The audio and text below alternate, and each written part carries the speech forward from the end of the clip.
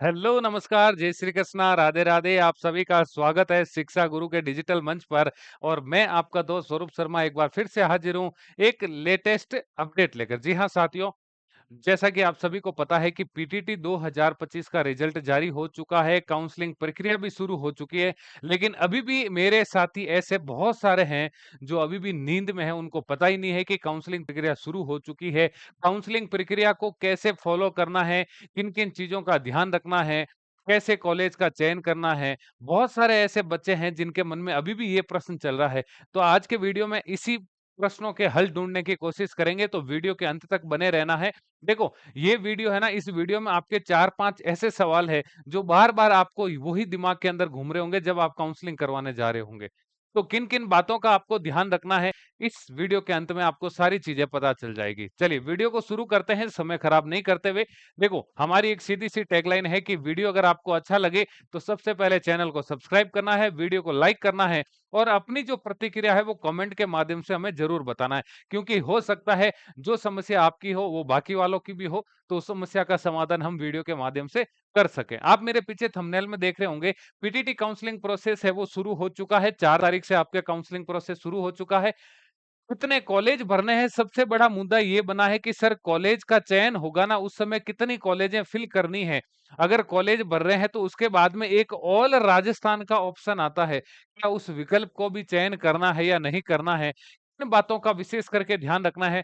आज के इस वीडियो में चर्चा करने वाले हैं आपके। देखो, सबसे पहला जो सवाल आपके मन में आ रहा है, बहुत सारे ऐसे बच्चे हैं जिनको अभी तक पता ही नहीं है कि काउंसलिंग प्रक्रिया शुरू हो चुकी है ना? बहुत सारे अभी भी ऐसे हैं जो नींद में सोए हुए हैं, तो उनको पता होना चाहिए कि जो काउंसलिंग का जो प्रोसेस है, जो काउंसलिंग प्रक्रिया है वो 4 जुलाई से आपके कब से भाई 4 जुलाई 2025 से है वो काउंसलिंग प्रक्रिया शुरू हो चुकी है ना? 4 जुलाई से लेकर 17 जुलाई तक कितने भाई 4 जुलाई से 17 जुलाई तक आप क्या है काउंसलिंग प्रक्रिया करवा सकते हो। 17 जुलाई काउंसलिंग प्रक्रिया का मतलब हुआ कि आपको 5,000 रुपए की फीस जमा करवानी है। कितने रुपए की भाई? 5,000 रुपए का ऑनलाइन चालान कटवाना है और उस चालान को संभाल करके रखना है, क्योंकि उस चालान की कॉपी कॉलेज के अंदर भी आपको देनी होगी आपको, है ना? तो 5,000 रुपए का चालान आपको 4 तारीख से 17 तारीख से 4 तारीख से शुरू होगा। 17 तारीख से पहले तक आपको ये प्रक्रिया कंप्लीट कर लेनी है। अपने जितने भी डॉक्यूमेंट है वो सारे संभाल कर तैयार करके आपको रख लेना है। तो पहली चीज तो आपकी क्लियर हो गई कि काउंसलिंग प्रक्रिया कब से शुरू होगी। 4 से शुरू हो चुकी है, 17 तक चलेगी। फिर भी अगर आपके दिमाग में और चीजें हैं तो चलिए आपको सीधा मैं पीटीटी की वेबसाइट पर लेके चलता हूँ आपको, है ना? सीधा देखो आपको पीटीटी की वेबसाइट पर लेकर चलता हूँ। देखो यहाँ पर मैं इसको रिफ्रेश कर लेता हूँ। जैसे ही आप पीटीटी की वेबसाइट पर आओगे, देखो यहाँ पर आपको लिखा हुआ मिलेगा ऑनलाइन काउंसलिंग हेतु रजिस्ट्रेशन शुल्क 5,000 रुपए ऑनलाइन या फिर ई मित्र के माध्यम से जमा करवाना है 4 जुलाई से 16 जुलाई के मध्य तक। मतलब 17 जुलाई मैंने कहा ना, 17 जुलाई से पहले 17 को नहीं कर सकते हैं। 4 से लेकर 16 तारीख तक आपको 5,000 रुपए का चालान जमा करवाना है। उसके बाद में 17 जुलाई से 21 जुलाई के मध्य वापस से पोर्टल शुरू होगा। उसके अंदर आपको क्या है, महाविद्यालय चयन हेतु ऑनलाइन विकल्प भरना। पंजीकरण शुल्क 5,000 जमा करवाने के बाद में जो 5,000 रुपए का शुल्क जमा करवाएगा वो ही बाद में कॉलेज फिल कर पाएगा। जिसने 5,000 का शुल्क 16 तारीख से पहले पहले नहीं करवाया है वो बाद में कॉलेज फिल नहीं कर पाएगा। प्रथम काउंसलिंग पश्चात आवंटित महाविद्यालय की सूची तो 24 जुलाई को आपकी पहली लिस्ट जारी हो जाएगी। आज 9 तारीख है, ठीक 15 दिन बाद में आपकी पहली लिस्ट जारी हो जाएगी।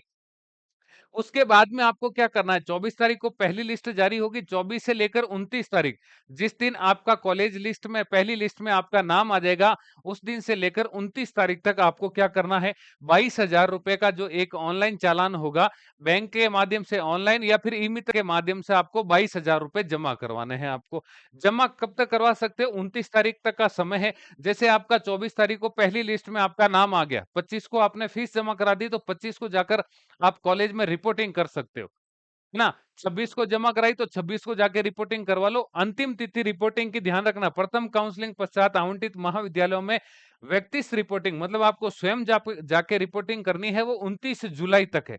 क्योंकि 1 अगस्त से आपका क्या है, नवीन सेशन शुरू होने वाला है। 29 तारीख तक लास्ट है, 30 फिर 1 तारीख से आपका क्या है, नवीन सेशन है वो बीएड का शुरू हो जाएगा। वो का वो सेम, ये 2 वर्षीय के लिए था तो सेम टू सेम प्रोसेस है वो 4 वर्षीय बीएड वालों, बीए बीएड या बीएससी बीएड वालों के लिए भी है। इस बात का अब ध्यान रखना, कंफ्यूज मत हो जाना, ये चीजें मैंने आपको क्लियर कर दी है अब। आपको चलता चलता हूँ लेकर वापस, तो प्रक्रिया समझ में आ गई भाई? प्रक्रिया आपको समझ में आ गई ना, क्या करना है? काउंसलिंग प्रक्रिया आपकी 4 से 16 जुलाई, कब तक? 4 से 16 जुलाई तक चलेगी। 5,000 रुपए जमा करवाने हैं। 16-17 से लेकर कब तक आपके? 17 से 21 तारीख तक आपको क्या है, वापस से कॉलेज चयन करना है। 24 को पहली लिस्ट आ जाएगी, 24 से 29 तक पहली लिस्ट आने के बाद में आपको कॉलेज में जाके रिपोर्टिंग करवानी। ये आपका डाउट पहला क्लियर हो गया। दूसरा सवाल, कॉलेज का चयन कब से शुरू होगा? तो ये बता दिया कि कॉलेज का चयन है वो पहले आपको 5,000 रुपए जमा करवाने के बाद में, 5,000 रुपए जमा आपके हो जाएंगे। उसके बाद में आपके कितने तारीख से? 17 तारीख से। आपके कितने तारीख से? 17/7 से शुरू हो जाएगा आपके। 17/7 से आपका एक पोर्टल वापस शुरू होगा और उस समय आपको वहां पर कॉलेज फिल करनी है आपके। तो ये भी आपका प्रश्न जो मन में घूम रहा था कि सर ये क्या है, पहले आपको काउंसलिंग तो शुरू हो गई लेकिन कॉलेज नहीं चयन कर पा रहे हैं, तो काउंसलिंग का मतलब पहले 5,000 रुपए जमा करवाओ, फिर आपको वेट करना है और फिर आपका पोर्टल ये शुरू हो जाएगा कॉलेज चयन के लिए। ठीक है, उसके बाद में कितनी कॉलेजों का चयन करना, ये सबसे बड़ा है वो आप सभी का मन के अंदर मुद्दा बना हुआ है। सबका डाउट है कि सर काउंसलिंग प्रक्रिया, ये चीजें तो हमें समझ में आ गई, लेकिन कॉलेजें कितनी भरनी है वो हमें बताइए। तो इस बात का विशेष ध्यान रखना। कॉलेज चयन करते समय ध्यान रखना, बॉयज और जो गर्ल्स है वो विशेष करके ध्यान रखना। पहली चीज गर्ल्स के लिए, जो जितने भी मेरी बहन है, जितने भी मेरे साथी इस वीडियो को देख रहे हैं, जो गर्ल्स हैं या जिनकी बहनें पीटीटी का एग्जाम दिया, बीएड करना चाहते हैं, इस बात का ध्यान रखना कि जब भी कॉलेज का चयन करो ना, एक से लेकर आपको ध्यान रखना है, 1 से लेकर 10 तक कॉलेज आपको क्या करना है, घर के नजदीक। घर के नजदीक बोले तो घर की गली के बाहर तो आपको कॉलेज मिलेंगे नहीं, है ना? घर के गली के बाहर तो आपको कॉलेज मिलेंगे नहीं। घर के नजदीक का मतलब हुआ कि ऐसी कॉलेजें 1 से 10 तक की आपको लिस्ट बनानी है कि इन कॉलेजों में कोई सी कॉलेज में भी अगर मेरी बहन का या मेरा सिलेक्शन हो जाता है तो मैं वहां जाकर क्या है, बीएड कर लूंगी, रेगुलर जा सकती हूँ आपको। या भाई आपके ऐसे मन में है कि मुझे उस कॉलेज में ये एडमिशन चाहिए ताकि मैं वहां डोनेशन लेकर वहां पर क्या है एडमिशन ले सकूं, तो भी आपको क्या करना, 1 से 10 तक की ऐसी लिस्ट बनानी है। क्योंकि ध्यान रखना हमेशा है वो गर्ल्स को प्रायोरिटी दी जाती है कॉलेज के चयन में। अगर एक बॉयज ने भी उस कॉलेज का चयन किया और वहां पर गर्ल्स की भी एडमिशन होता है, सेमी कॉलेज है, तो वहां पर हमेशा गर्ल्स को प्रायोरिटी दी जाती है। होम डिस्ट्रिक्ट के नजदीक के अंदर आपके घर है ना, उस घर के दायरे के अंदर नजदीक में है वो, सबसे पहले गर्ल्स को प्रायोरिटी दी जाती है। तो सबसे पहला ध्यान रखना, गर्ल्स है वो 1 से 10 तक अच्छी कॉलेज है फिल कर ले, घर के नजदीक कॉलेज होनी चाहिए। या आप ऐसी कॉलेजों का लिस्ट बनाए जहां पर आप जाके बीएड कर सकते हो, रेगुलर जा सकते हो। उसके बाद में आपको 11 से लेकर 30 कॉलेज है फिर से चयन करना, और उसके बाद में आपको लगे कि मेरे नंबर कम है, हो सकता है मुझे कॉलेज मिले या नहीं मिले और मुझे इस साल बीएड करना है, तो आपको ऑल राजस्थान का क्या है विकल्प चयन कर लेना है। इसके बाद में अपन बात करेंगे। बात करूं बॉयज की, तो बॉयज को भी विशेष करके इस बात का ध्यान रखना है, ऐसी कॉलेजों का चयन करना है जहां पर आपको लगे कि भाई यहाँ पर किसी भी कॉलेज के अंदर मेरा चयन हो जाता है तो मैं वहां पर क्या है बीएड कर लूंगा। तो 1 से लेकर 10 तक ऐसी कॉलेजें आपको भी क्या है सेलेक्ट करके रखनी है, जो क्या हो, जिस भी अगर 1 से 10 में से कोई सी भी रैंडमली कॉलेज मिल गई तो मैं वहां जाकर है वो बीएड कर सकता हूँ।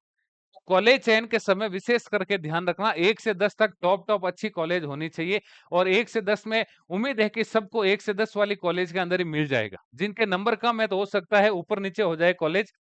ठीक है, अगला सवाल है जो महत्वपूर्ण है कि सर कॉलेज चयन करते समय ऑल राजस्थान के विकल्प का चयन करें या नहीं। ये सबसे बड़ा मुद्दा, बार बार एक ही कमेंट आ रहा, बार बार यही व्हाट्सएप पर मैसेज आए जा रहे हैं कि सर कॉलेज जब हम चयन करेंगे उस समय क्या हमें ऑल राजस्थान वाला टिक करना है क्या? भाई देखो, जिसके भी नंबर 300 प्लस आ रहे हैं, चाहे वो बॉयज हो या गर्ल्स हो, और वो आर्ट्स स्ट्रीम से हैं, 2 ईयर की क्या, 2 ईयर की जो बीएड कर रहे हैं और आर्ट्स स्ट्रीम से हैं, तो उनको तो भाई ध्यान रखना विशेष करके 1 से लेकर 30 तक की अच्छी कॉलेजें चयन करना है।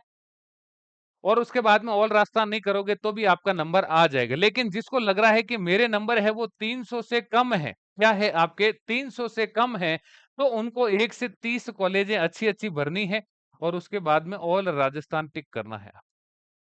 है ना? ऑल राजस्थान आपको सेलेक्ट करना है, हो सकता है 1 से 30 में आपका चयन नहीं हो, तो ऑल राजस्थान में से आपको कॉलेज मिल जाएगी। तो ऑल राजस्थान वाले, बात करूँ साइंस की,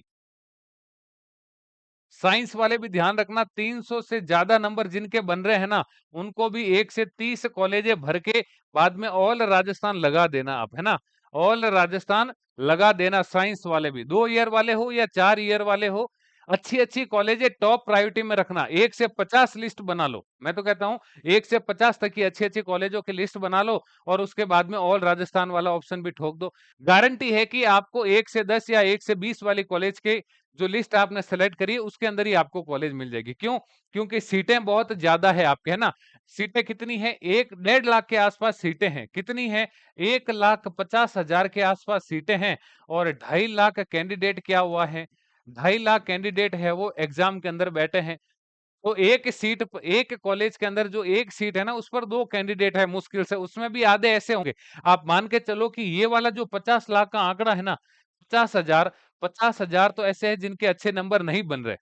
एग्ज़ाम तो दिया है लेकिन उनके नंबर अच्छे बन रहे हैं।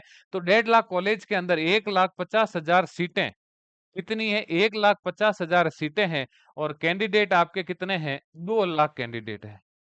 तो शुरुआत वाले जो 1,50,000 कैंडिडेट होंगे ना, उन सबको कॉलेज अलॉट हो जाएगी और 50-60,000 ऐसे होंगे जो काउंसलिंग ही नहीं करवाएँगे आपके। जिनके नंबर कम है और उनको लगेगा कि मुझे कॉलेज नहीं मिल पाएगी, वो काउंसलिंग ही नहीं कर पाएँगे। इसलिए अच्छी-अच्छी कॉलेज को सेलेक्ट करना अपने आस-पास के एरिया में, जहाँ लगे कि यार अगर उस कॉलेज में मेरा जाना भी नहीं हुआ ना, तो मैं वहाँ क्या है मेरा एडमिशन चलता रहेगा, वहाँ ज़्यादा बुलाते नहीं है या कुछ ले दे के भी हम वहाँ सेटलमेंट कर सकते हैं। 1 से 30 कॉलेजें आपको अच्छी-अच्छी फ़िल करनी है, उसके बाद में चाहो तो आप ऑल राजस्थान लगा देना, नहीं चाहो तो कोई दिक्कत नहीं है, आपको कॉलेज वहाँ मिल जाएगी आपको। गर्ल्स विशेष करके ध्यान रखना, जो वुमेन्स टीटी कॉलेज है, उनका विशेष करके चयन करना, जहाँ पर केवल गर्ल्स का ही एडमिशन हो सकता है आपके आस-पास में कॉलेज होगी। आप जिस तहसील मुख्यालय पर रहते हो सकता है जिला मुख्यालय पर हो, तहसील मुख्यालय पर हो, तो उन कॉलेजों का विशेष करके चयन करना ताकि आपको क्या है, आपके नज़दीक वाली कॉलेज मिल सके आपके। उम्मीद करता हूँ आपके ये जो 4-5 डाउट थे, वो सारे डाउट आपके क्लियर हो गए हैं। अगर आपको वीडियो अच्छा लगा है, तो वीडियो को लाइक करना है। फिर भी अगर आपके कोई कमेंट है, जो डाउट है, जो आपके रह चुके हैं, तो उनको कमेंट के माध्यम से बताना है, ताकि मैं क्या है, समय मिलते ही आपका रिप्लाई कर सकूँ। और हाँ, 250 प्लस से जिनके भी ज़्यादा नंबर बन रहे हैं, काउंसलिंग सभी को करवानी है। 250 से ज़्यादा जिनके भी नंबर बन रहे हैं, काउंसलिंग सभी करवा लेना। क्या पता 300 वाला सोचे कि यार मरने दे रहे, मुझे तो बीएड करनी नहीं है, तो हो सकता है 250 वाले का नंबर आ जाए। तो काउंसलिंग प्रक्रिया सभी को करवानी है, 5,000 रुपए ही लगेंगे। काट-पीट के 200-400 कटेंगे, बाकी आपको मिल जाएँगे। लेकिन कॉलेज है, हो सकता है संभावना आपको कॉलेज मिल जाए आपके। ठीक है? चलिए मिलेंगे एक नई अपडेट के साथ में। तब तक के लिए आप सभी को जय श्री कृष्णा, राधे-राधे, जय हिंद, जय भारत।